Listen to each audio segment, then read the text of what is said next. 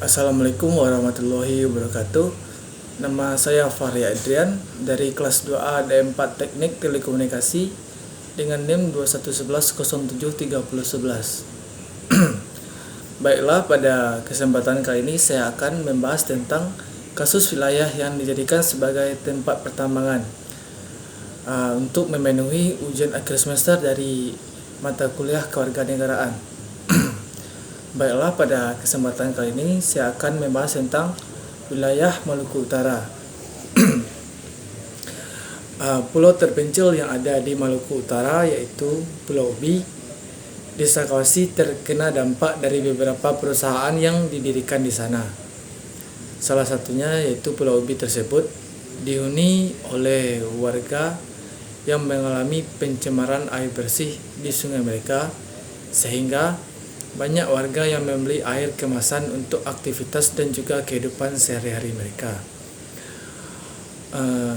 Pada kasus ini timbul pertanyaan, yang mana kenapa tidak ada yang peduli dengan apa yang terjadi di Maluku Utara. Dalam kasus ini dijelaskan bahwa di Ternate dan lebih dari 250 km dari sana ada pulau terpencil yang bernama Pulau Ubi. Yang mana di Pulau Ubi tersebut terdapat desa yang bernama Desa Kawasi yang merupakan desa tertua di Pulau Ubi. Di sekelilingnya terdapat tambang nikel dan juga smelter. Di sungai di Desa Kawasi di Pulau Ubi ini tercemar akibat dari limbah tambang dan juga air menjadi kotor. Jadi setiap warga di Desa Kawasi dan di Pulau Ubi ini membeli air minum dan juga pasokan air bersih untuk kehidupan sehari-hari mereka. Di dalam kasus ini, warga Desa Kawasi dimintai untuk merelokasi tempat tinggal mereka ke Eco Village yang berjarak 5 km ke arah selatan. Bahkan di sini juga diceritakan bahwa ada tambang yang sebagian wilayahnya menjadi area reklamasi hutan, serta mengungkapkan bahwa kehidupan mereka sebelumnya di sana jauh lebih aman sebelum terdapat perusahaan dan pertambangan yang berdiri di Desa Kawasi tersebut. Terdapat beberapa tambang yang beroperasi di sana seperti PT Megah Surya Pratiwi Nikel Smelter yang beroperasi pada tahun 2015. Di sana juga terdapat PLTU serta pelabuhan kapal yang memiliki peran untuk mengangkut nikel dari hasil tambang ke daerah Cina dan juga ke negara-negara lainnya. Pada tahun 2021, PT Halmahera Persada Legend membuka pabrik HPAL dengan tujuan memproduksi salah satu bahan baku baterai. Di video yang dilihat dijelaskan bahwa proses HPAL harus membutuhkan energi yang disuplai dari PLTU tersebut di Desa Kawasi ini. Nah, dengan batu bara sebagai sumber energinya. Batu bara yang merupakan sumber energi terburuk untuk lingkungan. Misalnya, jika memproduksi 1 ton nikel, maka akan berdampak 1,5 ton tailing yang merupakan jenis limbah dari HPAL, sehingga limbah yang dikeluarkan lebih banyak dibandingkan hasilnya.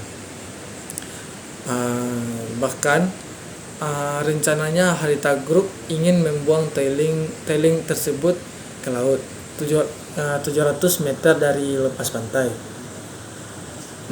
Perusahaan tersebut mengungkapkan jika hal itu tidak akan berbahaya bagi lingkungan dan juga kehidupan lainnya di sekitar wilayah tersebut.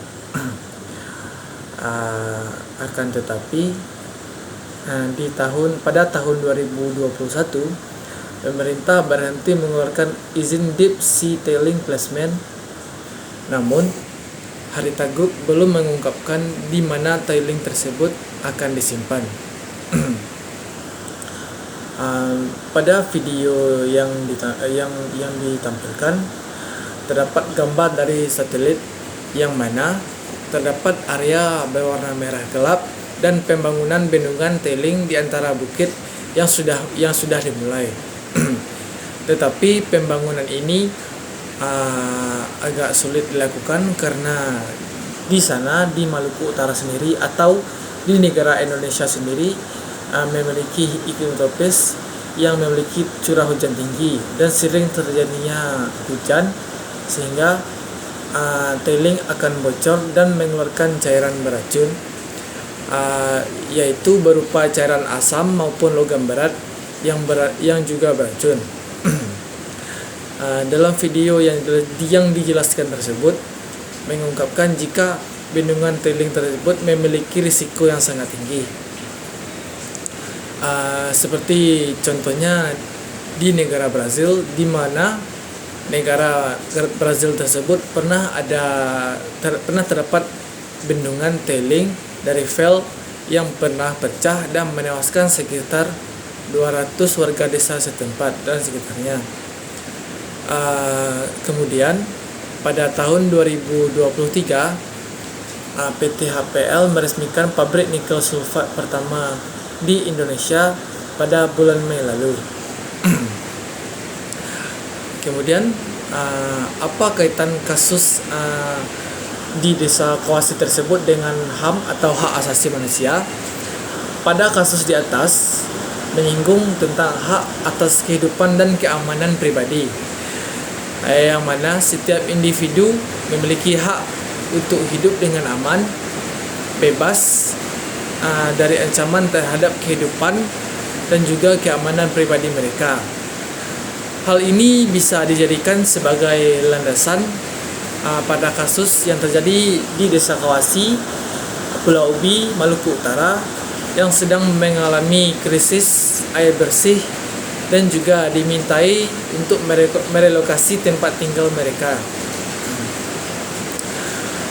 Mereka juga berhak atas kenyamanan air bersih, tempat tinggal, dan juga keamanan dari efek pembuangan limbah beracun yang akan berdampak kepada kesejahteraan hidup mereka sendiri untuk masa depan mereka yang akan datang. Kemudian apa kaitan dari kasus di Desa Kawasi di Pulau Ubi, Maluku Utara tersebut dengan prinsip rule of law? Seperti yang kita ketahui bahwa rule of law atau negara hukum selalu menerapkan dan menekankan serta menegaskan prinsip bahwa kekuasaan harus dibatasi oleh hukum dan tidak boleh ada tindakan sewenang-wenang. Pada kasus yang terjadi pada Desa Kawasi di Pulau Ubi, Maluku Utara ini, rule of law melibatkan HAM atau hak asasi manusia guna menjaga hak-hak hidup tiap individu yang mempunyai nilai-nilai hidup itu sendiri. Ini juga berkaitan dengan kasus warga Desa Kawasi di Pulau Ubi, Maluku Utara, yang mana mereka harus dilindungi oleh negara Indonesia sendiri tanpa adanya perlakuan sewenang-wenang terhadap tempat tinggal mereka, minuman, makanan, keamanan, serta kesejahteraan hidup mereka, serta masa depan mereka nantinya. Dan oleh karena itu, warga Desa Kawasi di Pulau Ubi tersebut seharusnya bisa menuntut keadilan kepada negara untuk kehidupan mereka, karena negara Indonesia kita sendiri ini menganut dan menjunjung tinggi nilai-nilai rule of law. Baiklah, sekian penyampaian saya atas kasus wilayah yang menjadi tempat pertambangan. Jika ada salah kata dan kekurangan dari saya, harap dimaklumi. Sekian dari saya. Assalamualaikum warahmatullahi wabarakatuh. Terima kasih.